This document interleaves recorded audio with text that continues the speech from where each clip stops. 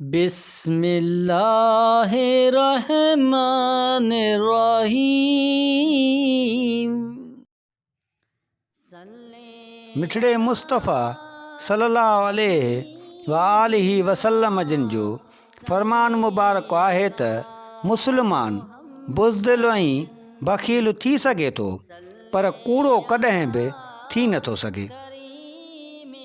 सुहिणे सरदार रसूलुल्लाह सल्लल्लाहु अलैहि वालिहि वसल्लम जिन जो फरमान मुबारक आहे त माण्हुनि में हमेशह फ़ुज़ूल सवालनि ऐं बेकार बहसनि जो सिलसिलो जारी रहंदो।